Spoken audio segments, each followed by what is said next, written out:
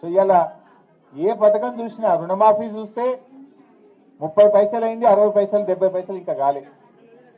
రైతు భరోసా చూస్తే 6 పైసలకు ఇచ్చిండ్రు, 94 పైసలకు ఎగబెట్టిండ్రు. సారీ, వ్యవసాయ కూలీల పథకం 6 పైసలకు ఇచ్చిండ్రు, 94 పైసలు ఎగబెట్టిండ్రు.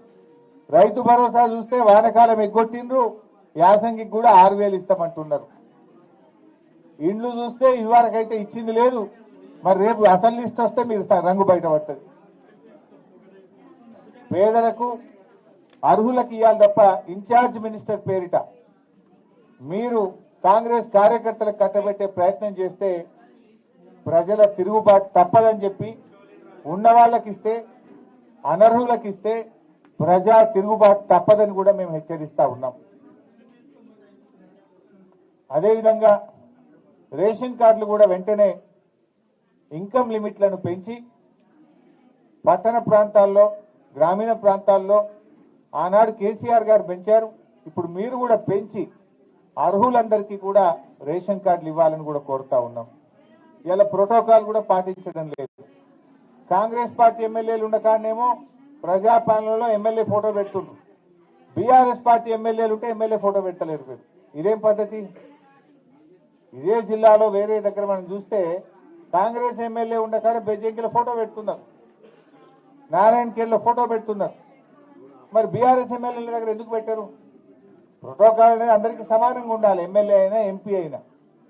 కానీ మీరు ప్రోటోకాల్ను తుంగలో దొక్కి ఇష్టారాజ్యంగా మీరు పరిపాలన కొనసాగిస్తా ఉన్నారు.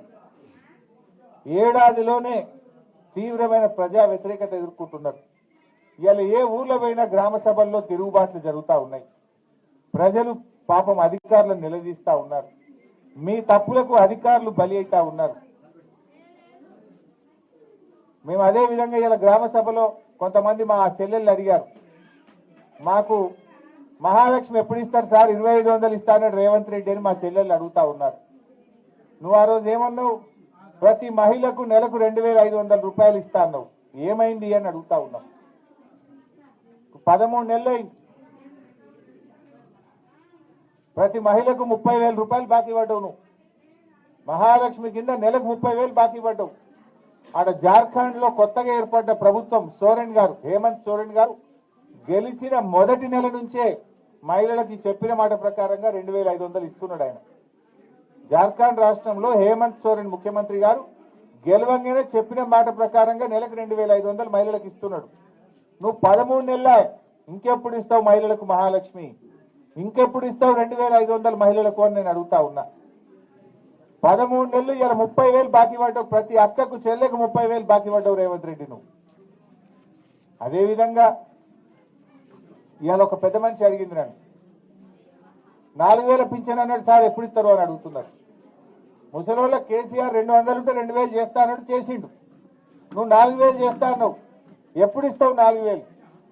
పక్కన ఆంధ్రప్రదేశ్ లో చంద్రబాబు నాయుడు గెలవంగానే 4,000 చేస్తా అంటే బరాబర్ తెల్లారి 4,000 ఇచ్చింది. నువ్వు 13 నెలలైనా 4,000 రూపాయలు ఇయ్యలే, ఎప్పుడు ఇస్తావు రేవంత్ రెడ్డి అని నేను అడుగుతా ఉన్నా.